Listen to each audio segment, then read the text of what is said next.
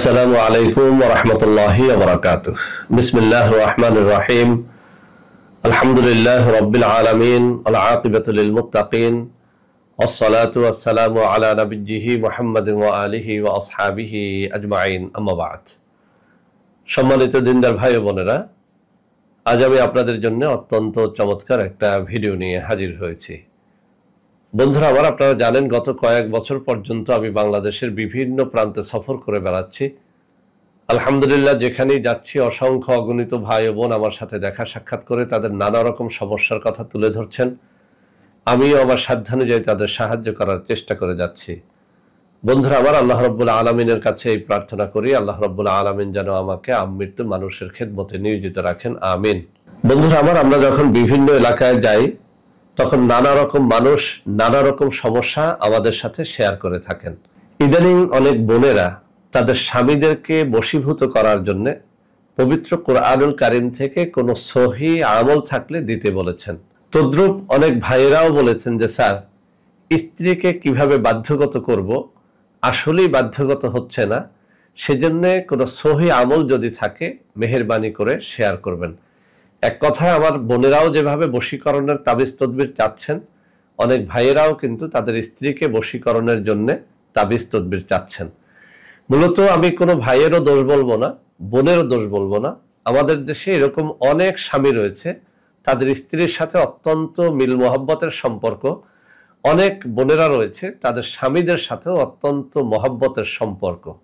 কিন্তু এর মধ্যেও কিছু খারাপ মানুষ তো আছে। এরকম অনেক ভাইদের কথা আমরা শুনি, স্ত্রীর উপরে এমন কোনো অত্যাচার নাই যা করেন না। টাকার জন্যে, পয়সার জন্যে, যৌতুকের জন্যে কথায় কথায় স্ত্রীর গায়ে হাত তোলেন। আবার আমার কাছে এমন রিপোর্টও আছে যে অনেক বউয়েরা, অর্থাৎ আমার ভাবিরা অনেকেই এরকম আছেন যে স্বামীকে মূল্যায়ন করেন না। স্বামী বিদেশ থাকে, আপনি পরকীয়া করে বেড়াচ্ছেন, দেবরের সাথে সম্পর্ক রাখছেন, পাড়ার ভাইদের সাথে সম্পর্ক রাখছেন, এমন ঘটনাও কিন্তু আমরা অনেকেই শুনি। তো বন্ধুরা আমার, এরকম পরকীয়া যাদের স্ত্রীরা করে অথবা স্বামীরা করে, অথবা এমন যারা রয়েছেন যে কোনোভাবেই স্বামী স্ত্রীর কথা শোনে না অথবা স্ত্রী স্বামীর কথা শোনে না, এমন যারাই রয়েছেন, আজকের এই ভিডিওটি মনোযোগের সাথে যদি দেখেন, আমি আল্লাহকে সাক্ষী রেখে বলছি, এই জিনিসটি অব্যর্থভাবে কাজ করবে যদি আপনি এটি সঠিকভাবে করতে পারেন। আমি আবারও বলছি, আজকের এই জিনিসটি কোনো নকশা না, কোনো বানোয়ার দোয়াও না, এটি পবিত্র কোরআনুল কারীমের একেবারে সহি কিছু আয়াত। বন্ধুরা আমার, আমরা জানি পবিত্র কোরআনুল কারীমের মধ্যে দুই ধরনের আয়াত থাকে। একটা সাধারণ আয়াত, আর একটা আয়াতকে বলা হয় হরফে মুকাত্তাআত। যেমন পবিত্র কোরআনুল কারীমের শুরুতেই আলিফ লাম মিম, এই যে আলিফ লাম মিম, এই আয়াত বা এই শব্দটুকুকে বলে হরফে মুকাত্তাআত। এরকম আছে কাফ হা ইয়া আইন সদ ইয়াসিন নুন, এরকম বিভিন্ন শব্দ, এমনকি এক অক্ষরের শব্দ অথবা দুই তিন অক্ষরের মিলিত শব্দ পবিত্র কোরআনুল কারীমের আয়াত, আর এটাকে হরফে মুকাত্তাআত বলা হয়। তো বন্ধুরা আমার, এই যে হরফে মুকাত্তাআতের মাধ্যমে অনেক অনেক কিছু সাধনা করা যায়। এমন সব জিনিস আপনারা কল্পনাও করতে পারেন না।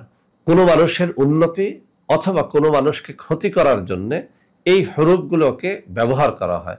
তবে আমি স্পষ্ট করে বলতে চাই, পবিত্র কোরআনুল কারীমের এই হরফে মুকাত্তাআত দ্বারা কোনো মানুষের আপনি যদি কল্যাণ চান সেটি করতে পারবেন, কিন্তু হারাম তরিকায় কোনো মানুষের যদি ক্ষতি আপনি করেন, আপনি নিজে অবশ্যই জাহান্নামী হয়ে যাবেন। নাউযুবিল্লাহি মিন যালিক। আল্লাহ রাব্বুল আলামিন আমাদেরকে টাকা পয়সা ধনের লোভে আল্লাহর কালাম দ্বারা কোনো মানুষের ক্ষতি বা ব্ল্যাক ম্যাজিক জাদুটোনা করার হাত থেকে হেফাজতে রাখেন, আমিন। তো বন্ধুরা আমার, এই যে হরফে মুকাত্তাআত রয়েছে পবিত্র কোরআনুল কারীমের অনেকগুলো সূরার শুরুতে, এরকম আছে আলিফ লাম মিম কাফ হা ইয়া আইন সদ সিন, এরপরে নুন, এরপরে ইয়াসিন, এরকম বিভিন্ন হরফে মুকাত্তাআত আছে। এই হরফে মুকাত্তাআতগুলোকে তাবিজ তদবিরের ভাষায় বলা হয় আজিমত। তো এরকম পবিত্র কোরআনুল কারীমের বিভিন্ন আজিমতকে আমরা বিভিন্ন কাজের জন্য অব্যর্থভাবে কাজে লাগাতে দেখি, কাজ করতে দেখি। বিভিন্ন নামি দামি বই পুস্তক কিতাবের মধ্যে এগুলো উল্লেখ আছে। তো আজকে একখানা আজিমত, যেটি আল্লামা কারামত আলী জুনপুরি রহমাতুল্লাহ আলাইহির একখানা কিতাবের মধ্যে সন্নিবেশিত হয়েছে, অত্যন্ত দৃঢ়তার সাথে সেখানে বলা হয়েছে যে এটির মাধ্যমে স্বামী স্ত্রীকে বশীভূত করতে পারবে, স্ত্রী স্বামীকে বশীভূত করতে পারবে। এছাড়াও অনেক কিতাবে বলা হয়েছে কোনো ছেলে কোনো মেয়ের প্রেমে যদি অধীর হয়ে যায়, পাগল হয়ে যায়, ওই মেয়েকে বাধ্যগত করার জন্য এটি করা যায়। আবার কোনো মেয়ে যদি কোনো ছেলের জন্য দেওয়ানা হয়ে যায়, পাগল হয়ে যায়, তারাও কিন্তু এই কাজটি করতে পারবে। তবে আমি আবারও বলছি, পবিত্র কোরআনুল কারীমের এইসব আয়াত বা এইসব আজিমতের মাধ্যমে কোনো হারাম উদ্দেশ্যে যদি আপনারা করেন, তাহলে কিন্তু আপনারা নিজেরা জাহান্নামী হবেন, গুনাহগার হবেন। হ্যাঁ, কোনো ছেলে কোনো মেয়েকে পাওয়ার উদ্দেশ্যে তখনই করতে পারবে যখন 100% শিওর যে ওই মেয়ের সাথে কোনো প্রতারণা করা হবে না, তাকে বিয়ের উদ্দেশ্যে এটি করব, তখন এটি করার অনুমতি দেয়া হয়ে থাকে। আবার কোনো মেয়ে যদি কোনো ছেলেকে এইভাবে করেন যে আমি তাকে 100% বিয়ে করতে চাই, কোনো ধরনের বিয়ে পূর্ববর্তী সম্পর্ক, শারীরিক সম্পর্ক বা প্রতারণার উদ্দেশ্যে এটি করা যাবে না, করা যাবে শুধুমাত্র হালাল ভাবে বিয়ে করার উদ্দেশ্যে। তো বন্ধুরা, আবার এই আজিমত আমি পড়ে শোনাবো আপনাদের সামনে। আপনাদেরকে আমি বলবো এই আজিমত এখানে উচ্চারণ সহ দিয়ে দেব, কিন্তু বাংলা উচ্চারণ দেখে আপনারা কেউ মুখস্থ করার চেষ্টা করবেন না। আমি তেলাওয়াত করে শোনাবো, এই তেলাওয়াতটুকু শুনে শুনে আপনারা যেন মুখস্থ করে নেন। এর কারণ হচ্ছে আসলে আরবি বা পবিত্র কোরআনুল কারীমের আয়াত এটিকে বাংলায় সুন্দরভাবে উচ্চারণ করে লেখা যায় না। সঠিক উচ্চারণটা বুঝতে হলে কানে শুনতে হবে, শুনে শুনে মুখস্থ করতে হবে, এরপরে নিয়ম অনুযায়ী সেটি আপনাদেরকে করতে হবে। যদি নিয়ম অনুযায়ী করতে পারেন, ইনশাআল্লাহ কাজ হবে। আর একটা কথা আপনাদেরকে পড়ে শোনানোর আগেই বলে দিচ্ছি, পবিত্র কোরআনুল কারীমের আজিমত বা কোনো আয়াত দ্বারা আপনি যদি কোনো উদ্দেশ্য হাসিল করতে চান, অবশ্যই আপনি 5 ওয়াক্ত নামাজি হবেন, অবশ্যই আপনি পরহেজগার হবেন। সব থেকে বেটার রেজাল্ট পাওয়ার জন্য এই আজিমতগুলো যদি ভোর রাত্রে তেলাওয়াত করেন অথবা জুমার দিনে তেলাওয়াত করেন, বেশি ফল পাবেন। আর অজু গোসল করে পবিত্র হয়ে তারপর যেন করেন। বিড়ি সিগারেট খাওয়ার অভ্যাস থাকলে সেটা ত্যাগ করবেন, কোনো মাদক গ্রহণের অভ্যাস থাকলে সেটা ত্যাগ করবেন। অর্থাৎ পবিত্র দেহে, পবিত্র মনে, পবিত্র মুখে এই তেলাওয়াতগুলো করে তারপরে যেন এই সাধনায় লিপ্ত হন। ইনশাআল্লাহ ইনশাআল্লাহ এর মাধ্যমে আপনারা আপনাদের কাম্য আশা পূরণ করতে পারবেন, যাকে ইচ্ছা তাকে বশীভূত করতে পারবেন।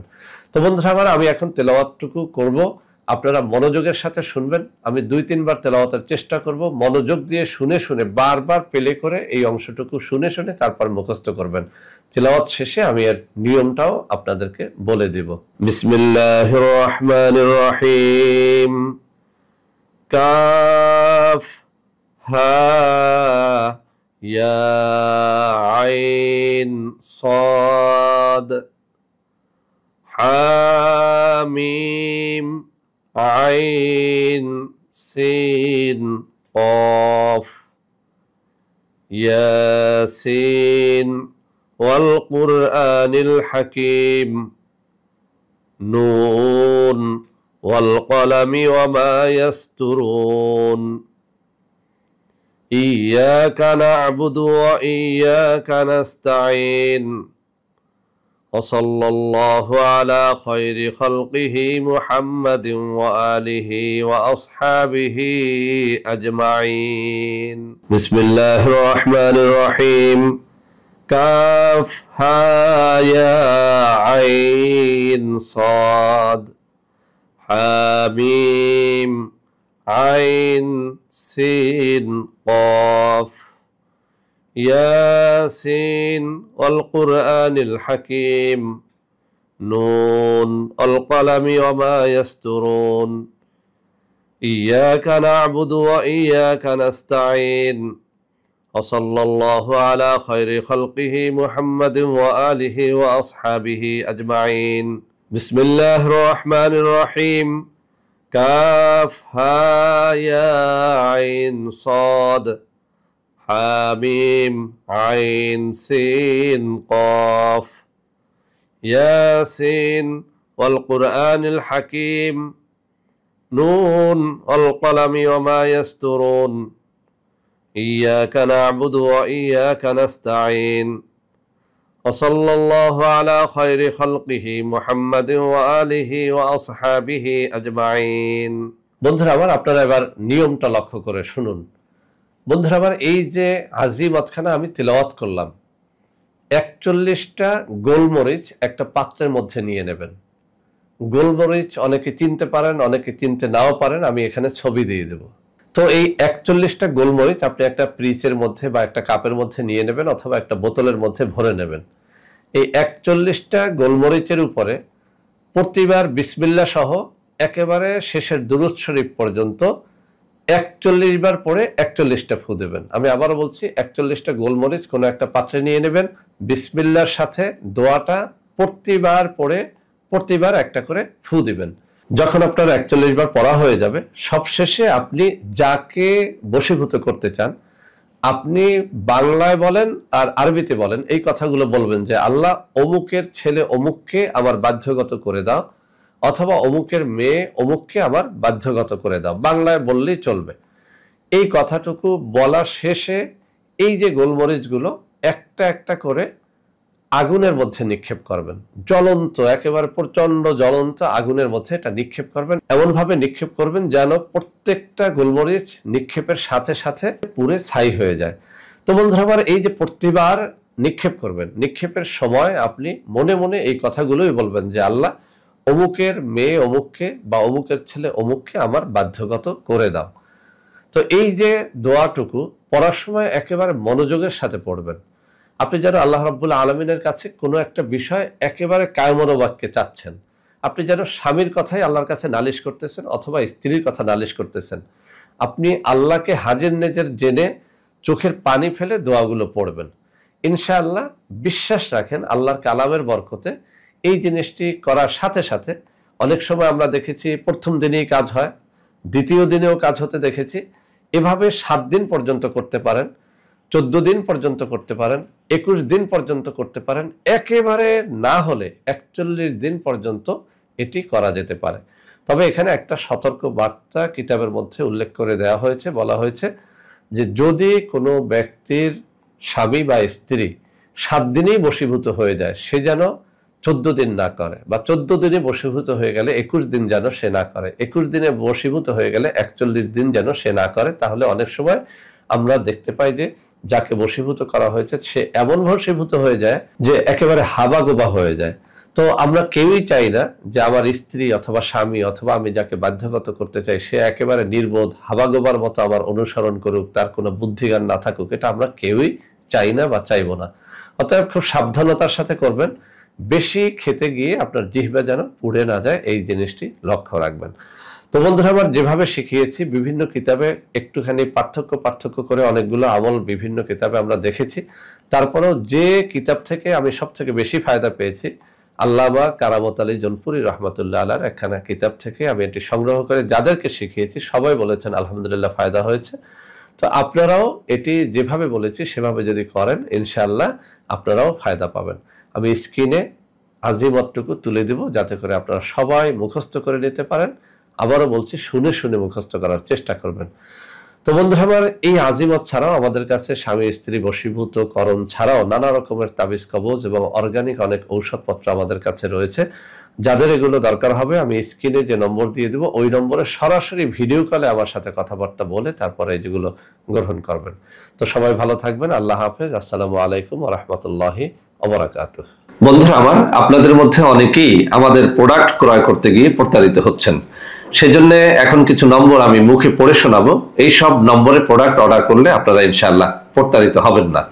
01335096001, 01335096002, 01335096003, 01335096004, 01335096005, 01335096006। এছাড়াও বন্ধুরা আমাদের একটা হটলাইন নম্বর রয়েছে, এই নম্বরটি 24 ঘন্টা আপনারা খোলা পাবেন, 09647450450। বন্ধুরা আমার, এছাড়াও সারা বাংলাদেশের সবকটা অফিসের নম্বর এখন আমি হাতে তুলে ধরে দেখিয়ে দিচ্ছি। এই সব নম্বরে আপনারা প্রোডাক্ট অর্ডার করলে প্রতারিত হবেন না ইনশাআল্লাহ।